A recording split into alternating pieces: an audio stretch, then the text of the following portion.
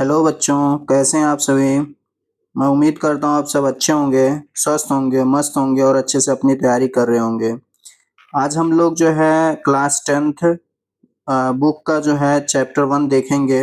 और ये जो जो भी हम लोग इसमें पढ़ेंगे उसमें बहुत ही इम्पोर्टेंट चीज़ें, जो भी हमारे बोर्ड की दृश्य होगा उसको देखते हुए चलेंगे, क्योंकि हमारे बोर्ड के एग्ज़ाम में इससे बहुत सारे जो है प्रश्न बनते हैं। तो उसमें कौन-कौन से प्रश्न बनते हैं जो इम्पोर्टेंट हमारे बोर्ड के लिए, इसको हम लोग देखेंगे। इसके अलावा हम लोग आज जो है इसको कंप्लीट पूरे चैप्टर को देख लेते हैं। इसके बाद जो हम लोग इस पे जितने भी इम्पोर्टेंट क्वेश्चन आंसर बनते हैं उसको भी हम लोग देखेंगे। तो चलिए देर ना करते हुए हम लोग जो है शुरू करते हैं।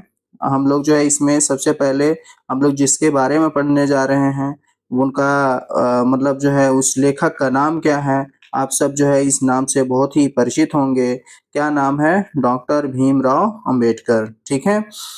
तो इनकी जो इनके द्वारा जो लिखा गया जो पहला हम लोग जो जिस चैप्टर को पढ़ने जा रहे हैं उस चैप्टर का नाम जो है, उस चैप्टर का नाम क्या है? श्रम विभाजन और जाति प्रथा।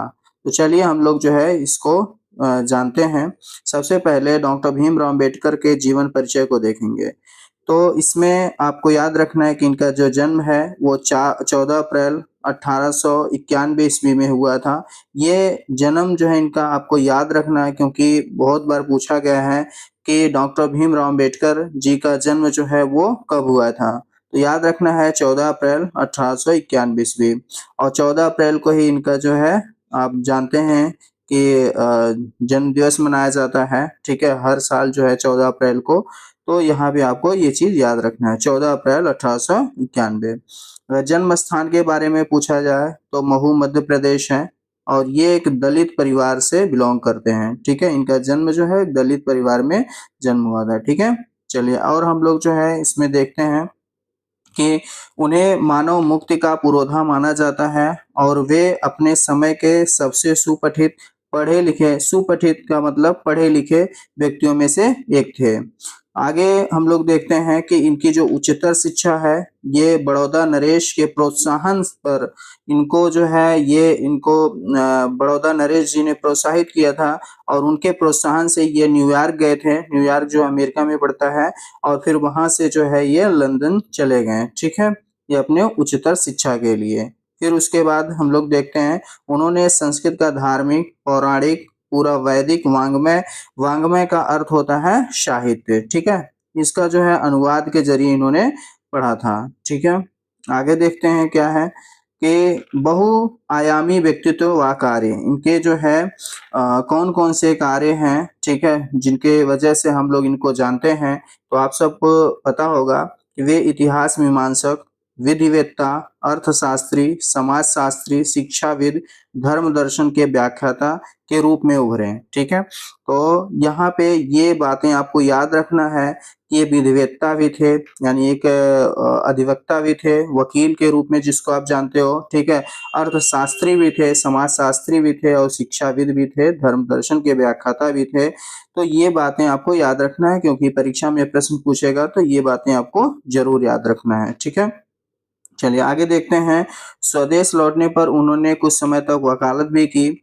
और फिर उसके बाद जो है समाज और राजनीति में सक्रिय भूमिका निभाते हुए उन्होंने अछूतों, स्त्रियों और मजदूरों को मानवीय अधिकार व सम्मान दिलाने के लिए कड़ा संघर्ष किया है। ठीक है, चलिए और हम लोग देखते हैं इनके जो है प्रेरक व्यक्तित्व क्या है, ये किन व्यक्तियों से जो है प्रेरित थे। तो इन उनके जो है चिंतात्मक, रचनात्मक के मुख्य रूप से 3 प्रेरक व्यक्ति रहे हैं। और ये मोस्ट इम्पोर्टेंट चीजें हैं। ये आप 3 व्यक्ति का नाम याद रखोगे, महात्मा बुद्ध का नाम, कबीर और ज्योतिबा फूले। ये तीनों व्यक्ति जो हैं इन्हीं से ये प्रेरित थे और ये नाम आपको याद रखना है। परीक्षा के दृष्टि से ये सबसे इम्पोर्टेंट लाइन है। ठीक है, तो प्रेरक व्यक्ति यानी ये इन्होंने किससे प्रेरणा ली? तो आपको याद रखना है महात्मा बुद्ध, कबीर और ज्योतिबा फूले। ठीक है, चलिए आगे। संविधान निर्माण और निधन, इनका संविधान निर्माण में बहुत बड़ा योगदान है। तो आप देख सकते हैं कि भारत के संविधान निर्माण में उनकी महत्वपूर्ण भूमिका और समर्पण के कारण ही उन्हें भारतीय संविधान का निर्माता कहा जाता है। ये भी बहुत ही इम्पोर्टेंट लाइन है कि भारतीय संविधान का निर्माता किसे कहा जाता है, तो डॉक्टर भीमराव अंबेडकर जी को। ठीक है, अगर इनके निधन के बारे में पूछा जाए तो दिसंबर 1956 ईस्वी में दिल्ली में बाबा साहेब का निधन हो गया। तो आपको जन्म याद रखना है, जन्म कब हुआ था, तो जन्म हम लोग देखे हैं 14 अप्रैल जो है 1891, ये आपको याद रखना है। फिर उसके बाद इनकी जो मृत्यु है वो है दिसंबर 1956 ईस्वी दिल्ली में। ठीक है, चलिए अब इनके जो है जो इम्पोर्टेंट चीजें हैं जो हम लोगों को देखना है, परीक्षा में पूछा भी जाता है अक्सर, इनकी रचनाओं के बारे में, इनके भाषण के बारे में। इनकी रचनाएं कौन कौन सी हैं देखते हैं।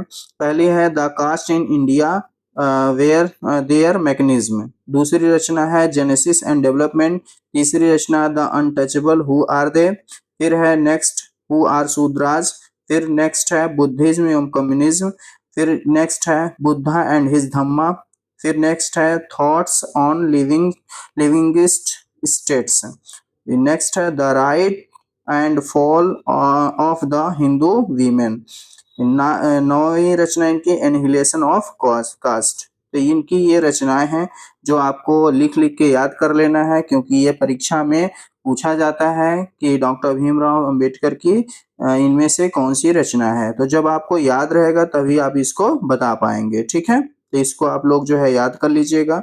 अब चलिए हम लोग और आगे देखते हैं कि क्या है। हिंदी में उनका संपूर्ण वाङ्मय, वाङ्मय का अर्थ मैंने बताया कि जो साहित्य होते हैं। ठीक है, भारत सरकार के कल्याण मंत्रालय द्वारा बाबा साहेब अम्बेडकर संपूर्ण वाङ्मय नाम से 21 खंडों में प्रकाशित हो चुका है। यहाँ ये भी इम्पोर्टेंट लाइन है, आपको याद रखना है कि भारत सरकार के कल्याण मंत्रालय द्वारा इनकी संपूर्ण रचनाओं को, संपूर्ण साहित्य को जो है एक पुस्तक का रूप दिया गया, जिसका नाम है, जिसका नाम है बाबा साहब अम्बेडकर संपूर्ण वाङ्मय।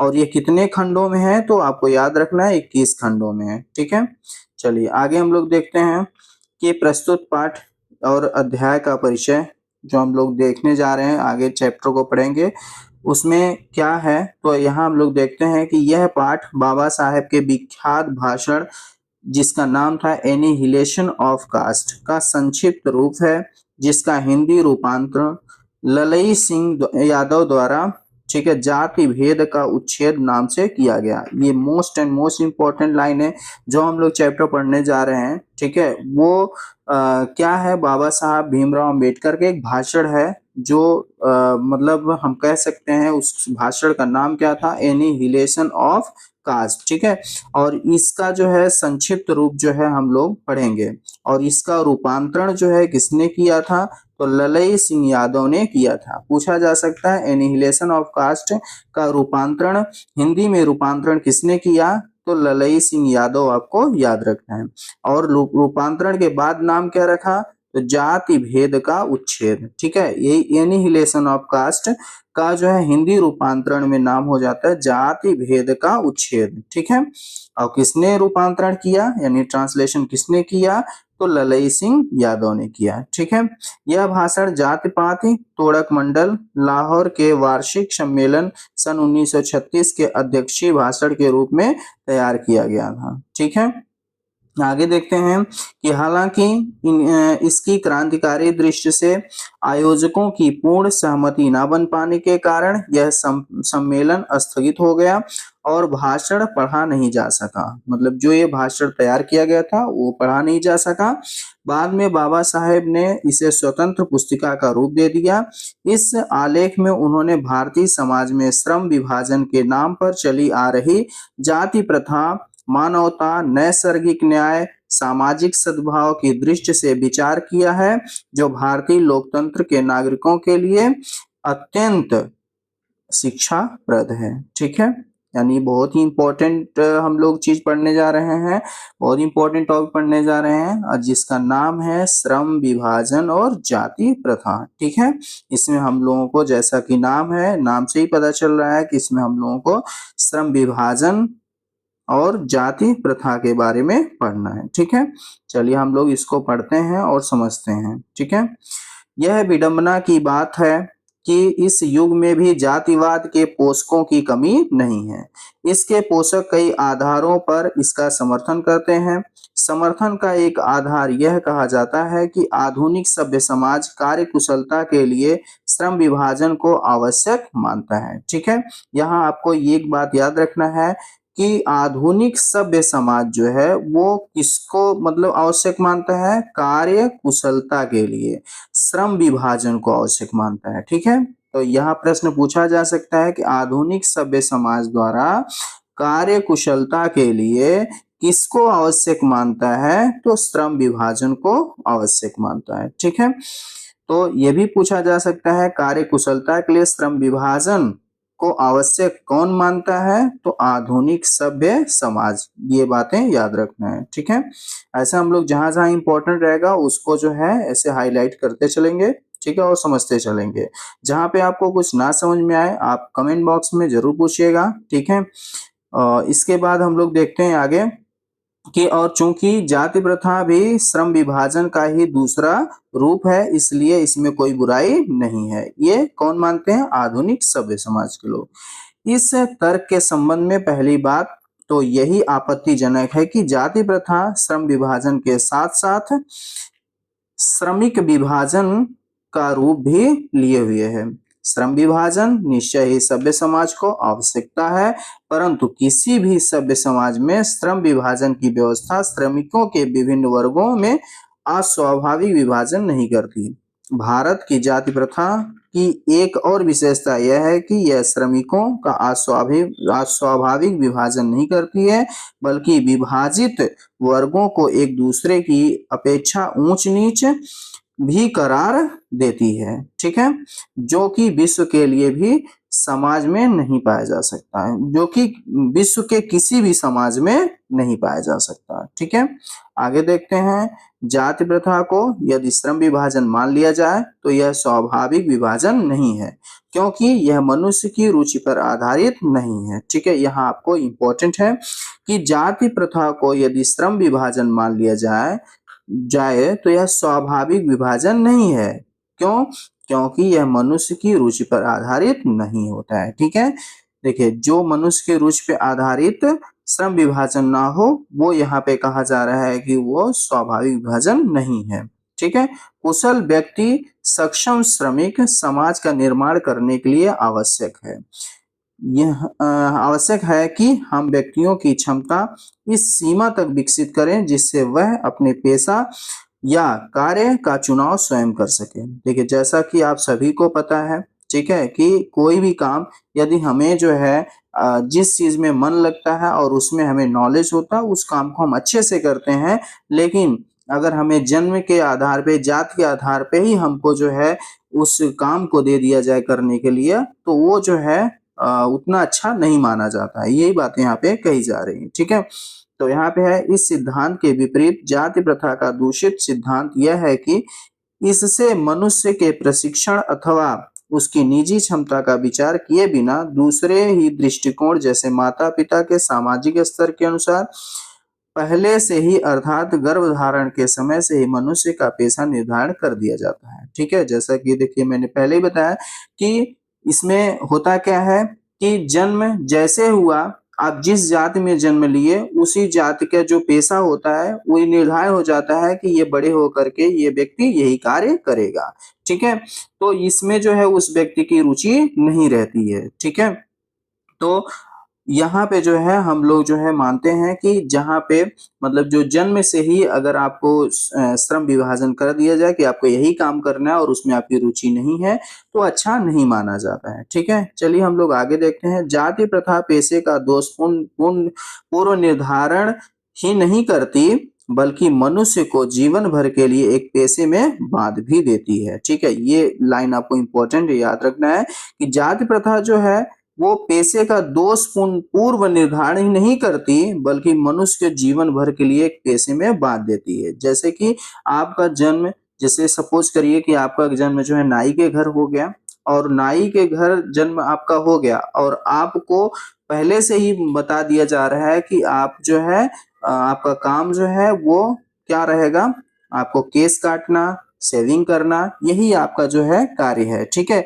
और वो व्यक्ति का अगर मन ना लगे तो फिर इसके बाद जो है उसको वो जो काम है वो अच्छे से वो करेगा भी नहीं और वो उसमें पूर्ण कुशलता भी उसको नहीं मिलेगी, ठीक है। और ये अच्छा भी नहीं माना जाता है, वो जीवन भर के लिए उसमें बांध दिया जाता है।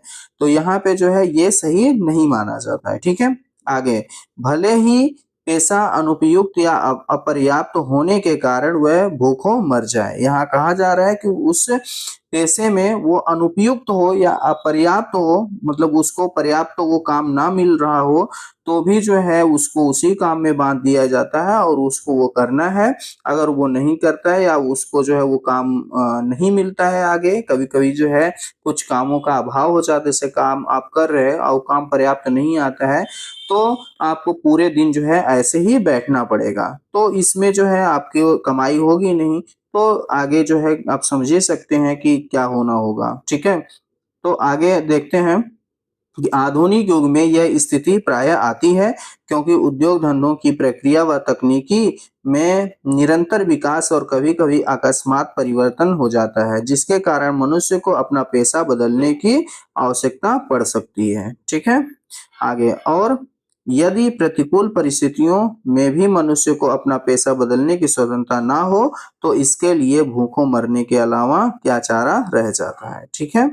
आगे देखते हैं कि हिंदू धर्म की जाति प्रथा किसी भी व्यक्ति को ऐसा पेशा चुनने की अनुमति नहीं देती है जो उसका पैतृक पेशा ना हो, भले ही वह उसमें पारंगत हो। इस प्रकार पेशा परिवर्तन की अनुमति न देकर जाति प्रथा भारत में बेरोजगारी का एक प्रमुख प्रत्यक्ष कारण बनी हुई है, ठीक है।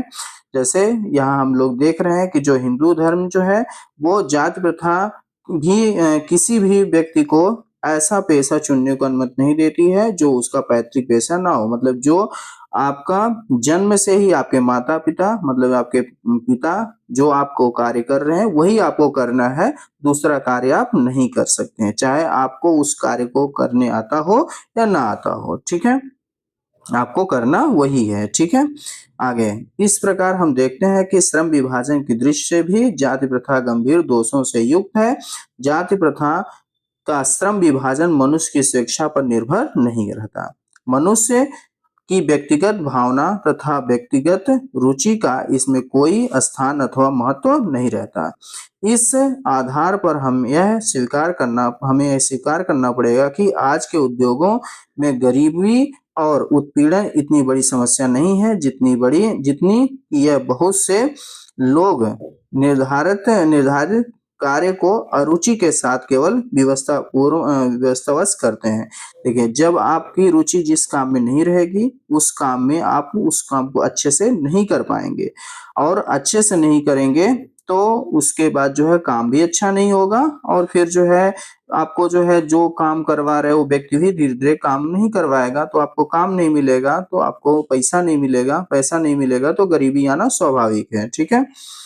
यहाँ आगे और देखते हैं कि ऐसी स्थिति स्वभावतः मनुष्य को दुर्भावना से ग्रस्त रहकर टालू काम करने और कम काम करने के लिए प्रेरित करती है।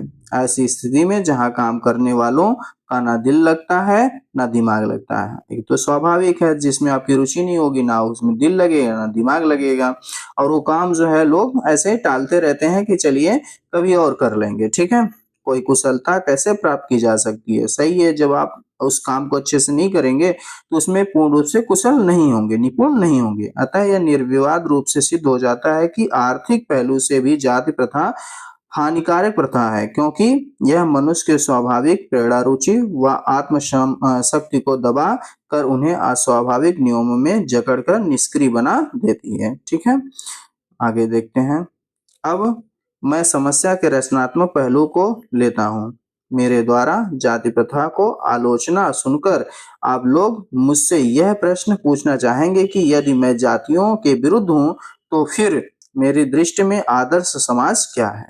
मेरा उत्तर होगा कि मेरा आदर्श समाज, देखिए यहाँ से बहुत ही इंपॉर्टेंट है, इस बात को आपको याद रखना है कि यहाँ प्रश्न किया जा रहा है कि आदर्श समाज क्या है, ठीक है। तो यहाँ कहा जा रहा है कि मेरा उत्तर होगा कि क्या होगा आदर्श समाज, मेरा आदर्श समाज स्वतंत्रता, समता, भ्रातृत्व, पर आधारित होगा।